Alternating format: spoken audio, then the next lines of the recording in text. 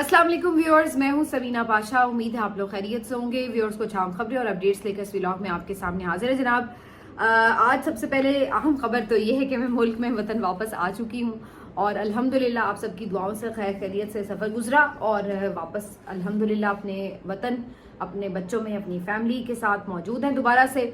आप सबकी दुआओं का बहुत शुक्रिया, ओवरसीज़ पाकिस्तानीज़ का बहुत शुक्रिया, नॉर्वे में मौजूद तमाम ओवरसीज़ पाकिस्तानीज़ और ख़ास तौर पर जो हमारे मेज़बान थे इवेंट के, उन सब का बहुत शुक्रिया। बहुत यादगार ये ट्रिप रहा।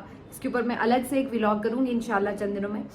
लेकिन अभी चूँकि वतन वापस आ चुके हैं तो ज़रा अब हम तसलसल वहीं से स्टार्ट करेंगे। वैसे तो मैंने कोशिश की कि नॉर्वे में भी आपको उसी तरह जो हैपनिंग्स हैं उनसे आगाह रखूँ, लेकिन ज़ाहिर है थोड़ा टाइम का फ़र्क होता है तो चीज़ें बाज़ुकात जल्दी और बाज़ुकात लेट आप तक पहुंचती नहीं।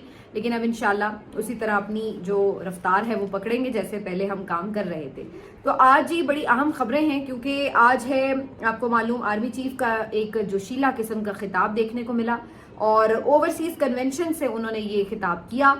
इस खिताब में क्या अहम बातें की और उसका आज के हालात के साथ एक मवाजना आपके सामने रखेंगे। इसके साथ साथ पीटीआई में एक अजीब घड़मस मचा हुआ है और कुछ समझ नहीं आ रहा कि कौन सगा है, कौन गद्दार है, कौन किसको निकलवाने के दर पे है, कौन किस तरह मुलाकातें कर रहा है। तो एक अजीबो गरीब सूरत हाल है, बिल्कुल आप कह सकते हैं कि क्योस की सूरत हाल है। इसमें अब नई क्या पेशरफ्त हुई है वो आपके साथ शेयर करेंगे।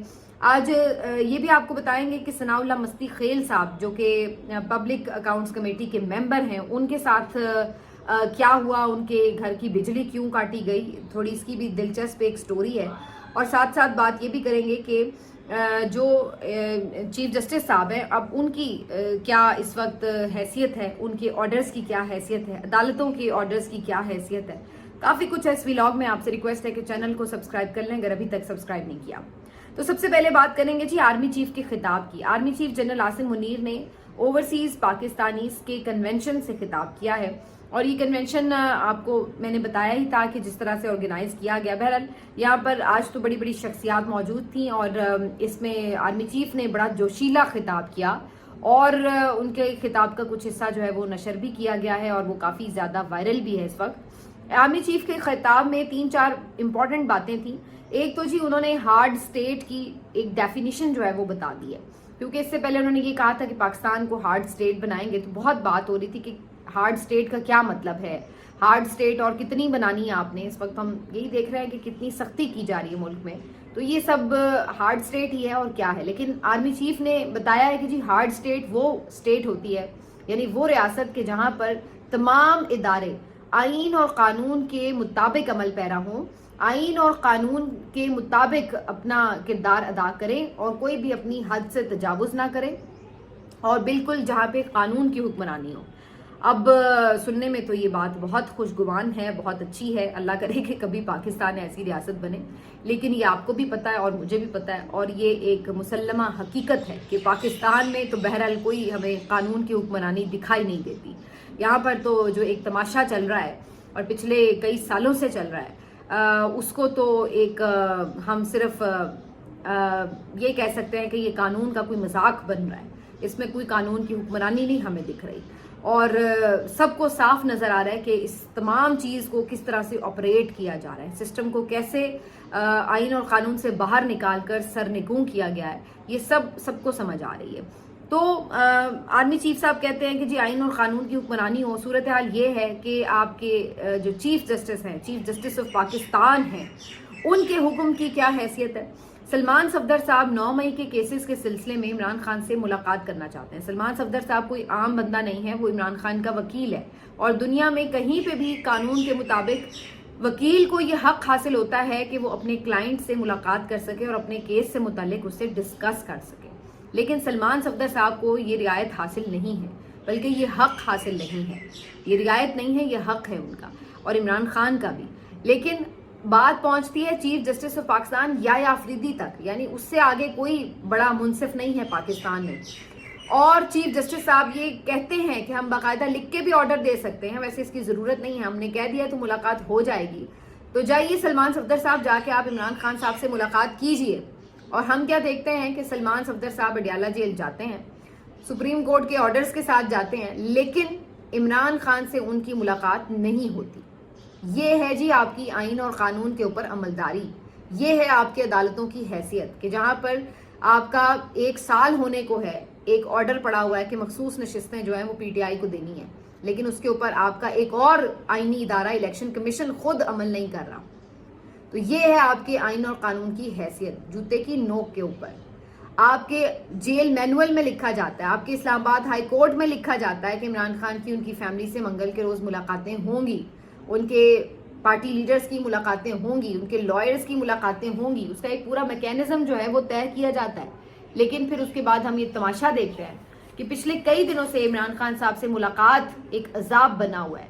दुनिया की सबसे बड़ी खबर बनी हुई है पाकिस्तान में कि इमरान खान से आज उसकी बहन मुलाकात कर सकेगी या नहीं कर सकेगी, एक कैदी से उसकी बहन मुलाकात कर सकेगी या नहीं कर सकेगी। इसके ऊपर भी रियासत को पूरा एक सोचना पड़ता है और पूरा एक लाहेअमल बनाना पड़ता है। ये है आपके मुल्क में आइन और कानून की सूरत हाल। आपके मुल्क में आइन और कानून की सूरत हाल ये है कि ताकतवर इस वक्त दंदनाता फिरता है, हर तरह से कानून शिकनियां करता है, मार्शल लॉ लगाता है, आइन की धज्जियां उड़ाता है और उसको कोई सवाल नहीं कर सकता। और दूसरी तरफ एक आम आदमी आइन तोड़ना तो दूर की बात, एक इशारा तोड़ता है तो बाज़ औक़ात उसका सर तोड़ दिया जाता है, उसका रक्षा तोड़ दिया जाता है, उसकी मोटरसाइकिल तोड़ दी जाती है, उसके ऊपर मुकदमात करके उसको चालान भी भरने पड़ते हैं। तो हम ये सब कुछ अपने आंखों से इस मुल्क में देखते हैं, जिसको कहा जाता है कि जी आइन और कानून की हुक्मरानी होनी चाहिए। ये इस वक्त आपके मुल्क में आइन और कानून की हुक्मरानी है कि अहमद नूरानी की वालदा पिछले कई दिनों से एड़ियां रगड़ रही है, इस्लामाबाद हाई कोर्ट से रोज रोते हुए जाती है और उसके 2 बच्चे जो हैं वो उसको लापता जिनको किया गया है वो ढूंढ के नहीं दे सकती रियासत। ये है आपके मुल्क में आइन और कानून की सूरत हाल। और वो कल कहने पे मजबूर हो जाती है कि ये बिल्ली के बच्चे गुम नहीं हुए। जिस तरह से केस चलाया जा रहा है ऐसा लग रहा है कि बिल्ली के बच्चे गुम हुए हैं, ये इंसान के बच्चे हैं, जीते जागते 30-32 साल के जवान हैं जो उस माँ ने अपनी पूरी जिंदगी कुर्बान करके उनको इतना बड़ा किया और आज वो उनके लिए तड़प रही है। उनका कसूर क्या है किसी को कुछ नहीं पता, उनका कोई कसूर नहीं है।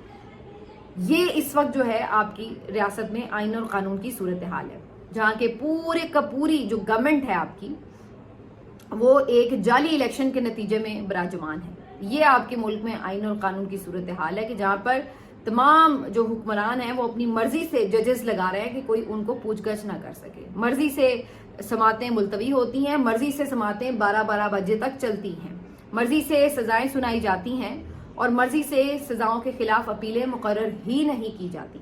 ये है आपके मुल्क में आइन और कानून की सूरत हाल। तो बहरहाल इसके अलावा दूसरा जो गुस्सा हमेशा की तरह उनका होता है वो सोशल मीडिया पर होता है कि जी सोशल मीडिया पर बगैर तहकीक के खबर जो है वो आगे फैला दी जाती है। ये बात काफ़ी हद तक दुरुस्त है कि सोशल मीडिया पर बहुत बार हम ऐसा देखते हैं कि खबरें फेक चलाई जाती हैं, लेकिन क्या ये सिर्फ सोशल मीडिया पर होता है? आपका मीडिया तो इस वक्त झूठ की एक प्रोपेगेंडा मशीन बना हुआ है जहाँ पे हर वक्त झूठ का प्रचार होता है। तो ये सिर्फ सोशल मीडिया नहीं, आपका जो नेशनल मीडिया है जो कि इस वक्त एक माउथ पीस बना हुआ है रियासत का, वहां पर भी यही सूरत हाल है कि झूठ से एक पूरा झूठ की फैक्ट्री की तरह उसको एक प्रोडक्ट बनाकर जो है वो बेचा जा रहा है न्यूज़ इन्फॉर्मेशन को। तहकीक की जो बात है बिल्कुल तहकीक तो होनी चाहिए, सोशल मीडिया पर बिल्कुल तहकीक करके बात आगे बढ़ानी चाहिए। और इस सिलसिले में आर्मी चीफ साहब ने जो है वो आयत भी पढ़ के सुनाई और बिल्कुल दुरुस्त बात थी कि ये वाकई कुरान की आयत मौजूद है। लेकिन फिर वही बात आती है कि सोशल मीडिया पर तो झूठ अगर फैलाया भी जाए तो वो चंद मिनटों में एक्सपोज भी हो जाता है, पता चल जाता है कि ये खबर झूठ थी, झूठ निकली। लेकिन प्रॉब्लम क्या है? प्रॉब्लम ये है कि जो हमारा रियासती मीडिया है वो जो खबर फैलाता है झूठ के बुनियाद के ऊपर, उसकी तो तरदीद भी नहीं की जाती क्योंकि वो तो बाकायदा एजेंडे के तहत और प्लान के तहत चलाई जाती हैं। फिर आर्मी चीफ साहब फरमाते हैं कि जी 2 ही रियासतें हैं जो कलमा की बुनियाद पर बनी। एक तो जो रियासत तैयबा बनी जो कि पहले जिसका नाम यसरब था, बाद में उसका नाम मदीना मुनव्वरा हो गया। तो वो जो रियासत थी वो कलमा की बुनियाद पे बनी और उसके बाद पाकिस्तान वो रियासत है जो कलमा की बुनियाद पर बना। ये बात तो दुरुस्त है, लेकिन काश हम ये देखते कि जो रियासत कलमा की बुनियाद पर बनी थी उसमें हमें कहीं इस्लाम नज़र आता, कहीं इस्लाम के वो सुनहरी उसूल नज़र आते जहाँ पर हम देखते कि वाकई आइन और कानून की हुक्मरानी होती, अदल व इंसाफ होता, जहाँ पर कोई भी आम शख्स किसी भी ताकतवर का गिरेबान पकड़ सकता अगर उसको ये यकीन हो कि उसने उसके साथ ज्यादती की है। यहाँ तो हम देखते हैं कि ताकतवर के लिए एक अलग निज़ाम है। कौन सा इस्लाम था कि जहाँ पर हमने ये देखा कि ये प्रोटोकॉल लगे हुए होंगे और जो अवामी हुक्मरान है वो अपने आप को बादशाहों की तरह मुसल्लत किए बैठे होंगे। ये हमने कहाँ किस इस्लामी, सिर्फ ये जज्बाती बात करना कि जी कलमा की बुनियाद पर बना था, भाई हमने तो नहीं देखा कि उसकी कोई इम्प्लीमेंटेशन हमें नज़र आए कि जी वाकई उसका हमें असर नज़र आए। फिर बात लंबी हो जाती है, लेकिन मैं अभी नॉर्वे से होके आई हूँ और कई आपने भी ममालिक देख रखे होंगे मुल्कों के, दुनिया के, सिर्फ वो लोग कलमा गो नहीं हैं, वरना आप यकीन कीजिए कि जितने आपके इस्लामी सुनहरी उसूल हैं वो उन पे अमल पैरा है। ना वो झूठ बोलते हैं, ना वो मिलावट करते हैं, ना वो एक दूसरे को नुकसान पहुंचाते हैं। वहाँ पर आप जाएं, आपको कानून की हुक्मरानी नज़र आएगी। वहाँ पर अदलो इंसाफ का ऐसा आपको निज़ाम नज़र आएगा कि जहाँ पे कमज़ोर ये महसूस नहीं करेगा कि मुझे इस सिस्टम से कभी इंसाफ नहीं मिल सकता। वहाँ पर ये नहीं होगा कि आपको ये लगेगा कि जनाब रियासत जो है वो आपकी कोई वहशी दरिंदा बनी हुई है कि जो आपको अपने मकासद के लिए इदारों को इस्तेमाल करेगी आपके खिलाफ। वहाँ पर आपको रियासत तहफ़्फ़ुज़ देती हुई नज़र आएगी। वहाँ पर फलाही रियासतें हैं जो अवाम के टैक्स लेती हैं तो उनको भरपूर अंदाज से फैसिलिटेट करती नज़र आती हैं। तो उन्होंने सिर्फ कलमा नहीं पढ़ा हुआ, बाकी उनके अंदर सारी अच्छाई हमें नज़र आती है। और हमारी जो रियासत है जिसने जो हम सो कॉल्ड कलमे की बुनियाद पर बनी हुई है, वहाँ पर आप देख लें दुनिया भर की बुराई आपको इस रियासत में नज़र आएगी। और हम फिर बनते बड़े वो हैं कि जी हम बड़े मुसलमान रियासत हैं। क्या हमारी मुसलमान रियासत है? मुनाफकत है सिरी, और कुछ भी नहीं है। गज़ा की भी बात हुई जी, गज़ा के दिल धड़कते हैं, गज़ा के साथ दिल सिर्फ धड़कते हैं, बातें हैं। कश्मीर के साथ जी शहर का जी दिल धड़कता है। क्या हमने कश्मीरियों के लिए कर लिया? क्या हमने गज़ा के लिए कर लिया? हम तो रियासती सतह पर उसके खिलाफ एक प्रोटेस्ट नहीं कर सके, हम तो एक स्टेटमेंट नहीं दे सके, और हमने अमली तौर पर क्या गज़ा के लिए करना था? तो ये पुरानी कहानियां हैं जो हम पिछले 77 साल से सुन रहे हैं, आगे पता नहीं कितने 77 साल हमें सुननी पड़ेंगी। बहरहाल जो इस वक्त सूरत हाल है, जैसे मैं बात कर रही थी कि जो सवाल करे उल्टा उसको पकड़ लिया जाता है। तो सनाउल्लाह मस्ती खेल के हवाले से भी एक अहम खबर थी कि जी पब्लिक अकाउंट्स कमेटी में इन्होंने चेयरमैन वापडा से सवाल कर लिया कि किस तरह जो एक दासू डैम का प्रोजेक्ट है वो 6 अरब से 36 अरब रुपए तक पहुंच चुका है। तो उसके बाद खबर ये आ रही है, उनका ये दावा है कि कल रात उनके घर पर जाके मीटर उतार दिया गया है, ट्रांसफार्मर जो है डिस्कनेक्ट कर दिया गया है और उनको पादाश दी जा रही है सवाल पूछने की। तो ये एक पार्लियामेंटेरियन का हाल है। हम बड़ा सुनते हैं जी पार्लियामेंट सुप्रीम है, पार्लियामेंट सुप्रीम है।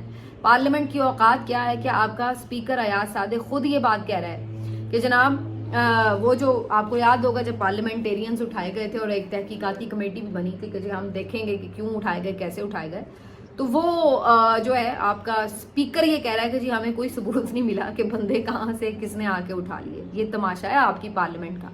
और चाहते ये हैं कि जी हम अदलिया के भी ऊपर चढ़ के बैठ गए, हम तो मीडिया के भी ऊपर चढ़ के बैठ गए, हमारी तो कोई तौहीन करे तो बस उसको हम जिंदगी उससे छीन लें। ये हालात हैं इन लोगों के।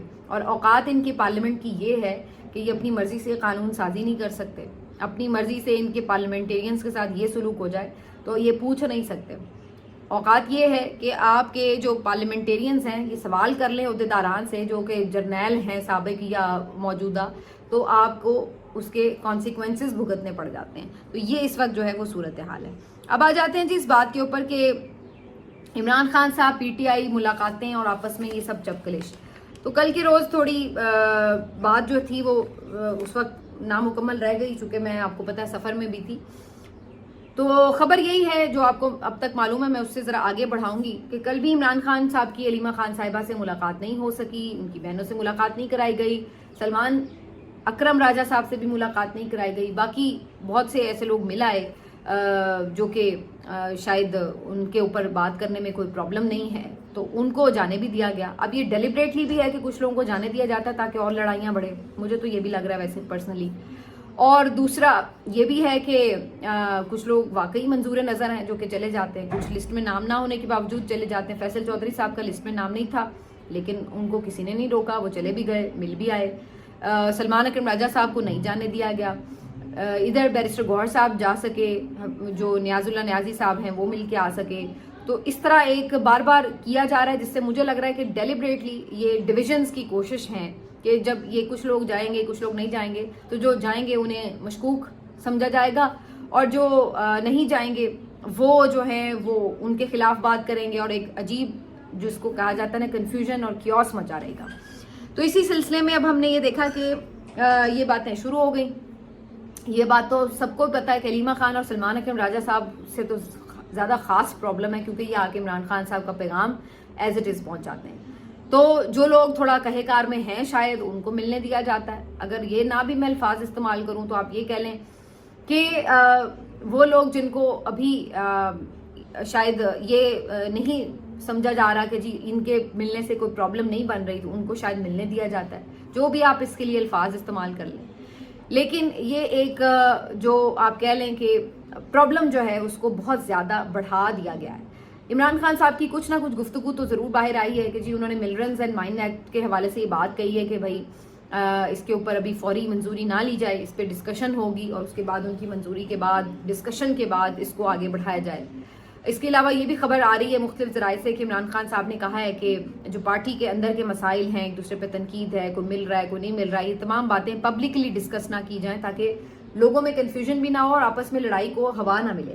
تو یہ بھی انہوں نے جو ہے ایک انسٹرکشن دی ہے جو پہلے سے بھی وہ میرے خیال دے رہے ہیں. مذاکرات کے حوالے سے بہت کلیئر کٹ جواب آ چکا ہے کہ انہوں نے کسی کو نہیں کہا. یہ جو اعظم سواتی صاحب آ کے ڈھنڈورا پیٹ رہے تھے، اور اب آپ ذرا میرا پچھلا ولاگ نکال کے دیکھ لیں، میں نے آپ کو اسی وقت کہا تھا، دیکھ لیجئے اگر آپ کو کوئی شک ہے، کہ یہ صرف اعظم سواتی صاحب جو ہیں وہ اسٹیبلشمنٹ کا رٹا رٹایا ایک اسکرپٹ جو ہے وہ آ کے بول رہے ہیں.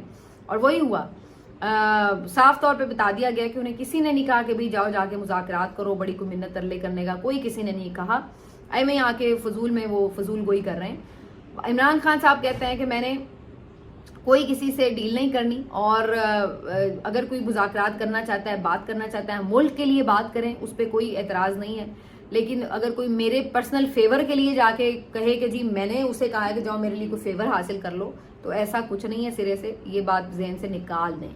تو یہ بہت کلیئر کٹ ان کا جو موقف ہے وہ آ چکا ہے. علیمہ خان صاحبہ سے جن کی ملاقات نہیں ہو رہی، اس پہ وہ تذبذب کا شکار ہیں، پریشان ہیں. انہوں نے اس پہ کہا ہے کہ ریاکشن آنا چاہیے، کورٹ میں بھی جائیں اور اس کے اوپر پارٹی سخت موقف بھی لے. دیکھتے ہیں، پارٹی میں تو اتنا دم ہم ہی نہیں باقی بچا کہ وہ سخت موقف لیں. تو سارے جہاں پہ احتجاج کا نام آ جائے، سخت موقف کا نام آ جائے، تو سارے گدے کے سر سے سینگ کی طرح غائب ہو جاتے ہیں ان کے بڑے بڑے ترم خاں. تو یہ والا حال ان کا ہوا پڑا ہے. اور ایسے میں آپس میں ایک دوسرے کی ٹانگیں کھینچتے ہیں. جو تنقید کرتا ہے کہ بھائی آگے بڑھ کے کام کیوں نہیں کر رہے، اس کے بارے میں کہا جاتا ہے کہ جی یہ تو خود آگے نہیں بڑھتا اور دوسروں کو باتیں کر رہا ہے. اب یہ بھی خبریں آ رہی ہیں کہ شہباز گل کے خلاف ایک محاذ کھڑا ہو گیا ہے. یہ بھی ہم دیکھ رہے ہیں سلمان اکرم راجہ کے خلاف ایک محاذ کھڑا ہو گیا ہے. بہت سے لوگ ناپسند کر رہے ہیں سلمان اکرم راجہ صاحب کو کہ جی یہ کیوں چیزوں کو ریگولیٹ اس طرح سے کر رہے ہیں کہ جن کی بات لسٹ میں شامل ہو نام وہی جا کے ملیں. تو ان کے خلاف بھی ایک محاذ جو ہے وہ تیار کر لیا گیا ہے. تو وہ تمام لوگ جو کہ آپ کہہ سکتے ہیں کہ اسٹیبلشمنٹ کے ذات ذرا سخت گیر موقف لیے ہوئے ہیں، وہ ہمیشہ نشانے پر ہیں. اور جو پارٹی کے اندر سے ہی کچھ لوگ ہیں وہ ان کے خلاف جو ہے وہ کھڑے ہوئے نظر آتے ہیں. یہ بات درست ہے کہ سلمان اکرم راجہ صاحب بنیادی طور پر ایک وکیل ہیں، وہ کوئی سیاستدان نہیں ہیں. تو پارٹی چلانے کے معاملات کے حوالے سے ظاہر ان کا کوئی ایکسپیرینس بھی نہیں ہے. اور یہ بھی بات درست ہے کہ بہت ساری چیزوں پر واقعتاً بعض اوقات انسان شاید اس طرح سے نرمی یا جیسے ایک سیاستدان فلیکسیبلٹی کا مظاہرہ کرتا ہے شاید وہ نہ کر پاتے ہوں. لیکن اس کا مطلب کیا یہ ہے کہ پارٹی میں ان لوگوں کی گرفت ہو جائے جو بالکل ہی تقریباً کمپرومائزڈ لوگ ہیں، یا بالکل جن کے اندر بزدلی ہے کہ جو کھل کے بات تک نہیں کر سکتے، اور جو عمران خان کا کھل کے پیغام تک نہیں باہر آ کر دینے کی سکت رکھتے. تو ایسے میں جب ایسے لوگوں کو ٹارگٹ کیا جائے گا کہ جو کھل کے بات کر رہے ہیں، یہاں تک تو بات ٹھیک ہے کہ چلو بھائی فلیکسیبلٹی شو کریں، مل جلا کے چلیں، لیکن یہ کرنا کہ ان کے خلاف ہی ایک محاذ بنا لینا، یہ جو ہے وہ مجھے لگتا ہے کہ باقاعدہ ایسا لگتا ہے کہ ایک سازش کے تحت ہو، یا جس طرح آپ کہہ لیں کہ جان بوجھ کر کسی کو ٹارگٹ کیا جا رہا ہو تاکہ اس کو لائم لائٹ سے ہٹایا جائے. تو یہ کہیں نہ کہیں کسی نہ کسی سازش کا پیش خیمہ بھی ہو سکتا ہے، اور اس کو آپ کہہ سکتے ہیں کہ کسی ایجنڈے کے تحت بھی یہ کام ہو سکتا ہے.